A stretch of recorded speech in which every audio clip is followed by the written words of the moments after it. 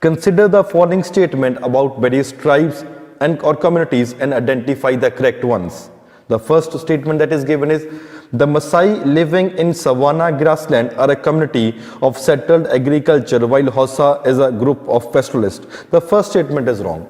The Maasai tribe is being found in Kenya and Tanzania and not in the savanna grassland. Therefore, first statement is wrong. Second statement, the Bindavu are a community of hunters and food gatherers in the deserts of Australia. Yes, the Bindavu community you find in Australia. The second option becomes the answer, but I'll also explain the third and the fourth also.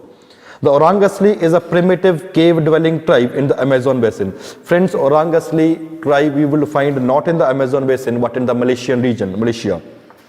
Fourth, Inuits is a group of people inhabiting the temperate grasslands of Eurasia. Friends, Inuits you will find in the Arctic region. Therefore, according to the option, B becomes the answer for question number 1. Coming to question number 2, which of the following is not a conducive condition for the formation of the deltas, and we have to choose among the options. The first, shallow, sheltered and preferably tideless coastline. Yes, we prefer a tideless coastline so that sediments are not affected.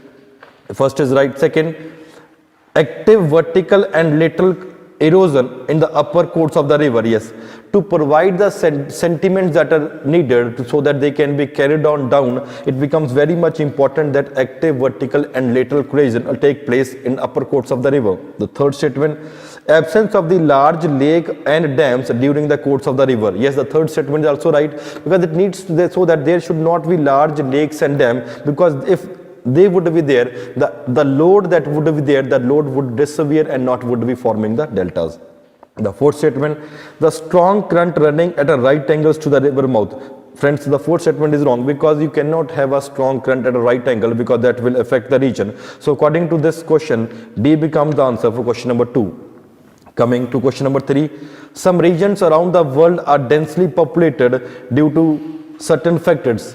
Given below are certain thickly populated regions in the world and associated regions and factors, and we have to choose that why certain region is being densely populated and what are the factors that are pulling people to this region. The first, Katanga region in Zambia is a mining activity. Yes, it is because of the mining activity that goes on in the Katanga region that people are having high density of population. Second, Mediterranean region, heavily industrialization. Friends, it is not heavy industrialization that is there in the Mediterranean region, but it is the mild climate and the natural heritage and the culture that is affecting people around the Mediterranean region. Third, Kobe Osaka region in Japan because of religious significance. The Kobe Osaka region is not because of religious significance, but because of the urban areas and industries that are found over here. It is because attracting the people. For question number 3, A becomes the answer. Coming to question number 4. Which of the following statement is correct regarding the karst topography?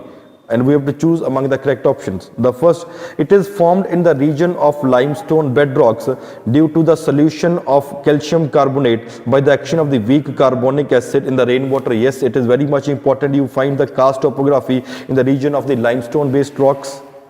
Second, karst topography is largely marked by the absence of the surface drainage and presence of underground caves and water channels. Yes, you will find absence of the surface drainage, but there would be underground caves and water channels that would be located in the karst topography.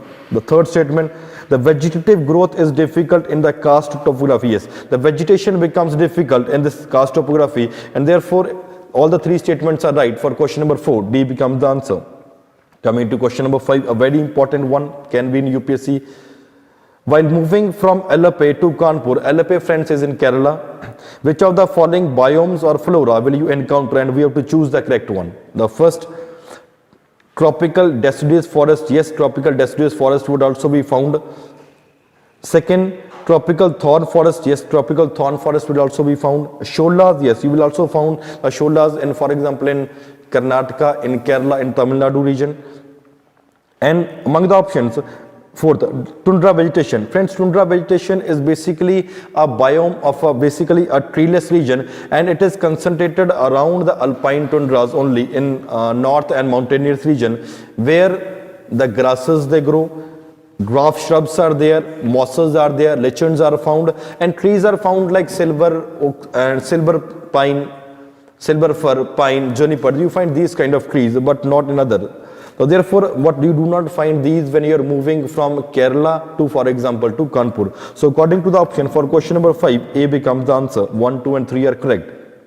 Coming to question number 6, consider the following statement and identify from the option given below. The state has tropical evergreen thorn forest as well as deciduous vegetation within its territorial limits. Second, the state is a major producer of cotton and sugarcane.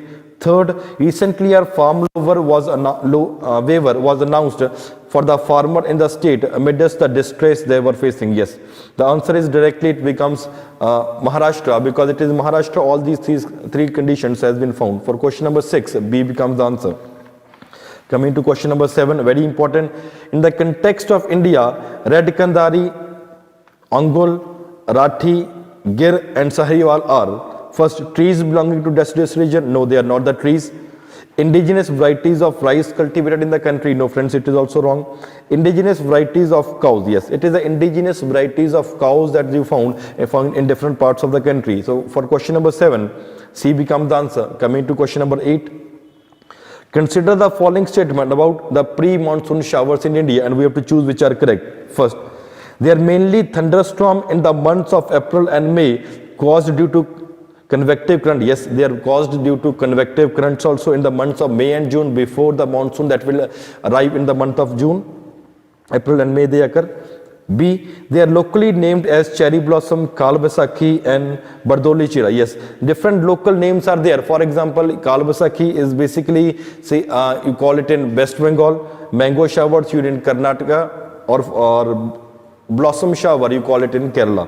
So second is also right. Third, just like monsoon, these showers are marked by continuous rain over a prolonged period of few days. The third statement is wrong, because the pre-monsoon shower, they are random. At times they take place and then there is a break for a longer period. So question number 8, C becomes the answer, where first and second statement are correct. Coming to question number 9, which of the following are correct regarding the different drainage patterns? First, river of North Indian plains represent a trellis drainage pattern. The first is wrong, because the North Indian rivers, they basically have a dendritic pattern. Dendritic pattern is a pattern in which the rivers are branching and thereby giving the appearance that they are being flowing like a tree. The first is wrong. Second, Amarkantak region is an example of centripetal drainage pattern. Amarkantak region is not an example of centripetal but a radial pattern. A radial pattern is a pattern in which the rivers, they would be originating from the hills and then they would be flowing to different regions. The third, Loktak Lake of Manipur is an example of the radial drainage pattern. The third is also wrong. Loktak Lake is basically a result of the centripetal drainage system, where the rivers would be coming and discharging their water at one place. I'll also tell about the first option, why it was wrong. Trellis pattern. What is a trellis pattern? Trellis pattern is basically a pattern formed when the primary tributaries, they are there, they will flow parallel to each other, and the secondary tributaries, they would be joining at the right angle, and basically you will find these things in the Himalayan region. This is what is the trellis pattern is. Therefore for question number 9, D becomes the answer, as all the above statements are wrong. Coming to the last question of the day, comparatively a very simpler one we have kept. What could be the possible reason behind the jute industry in the eastern part of the country? That why the jute industry is concentrated in the eastern part. The first, jute requires fertile, well-drained soil annually renewed by floods found in the Hooghly and the Brahmaputra basin. It is correct. Jute industry require a lot of water and hot and humid condition and various processes of washing and wetting. Yes, the third statement is also right.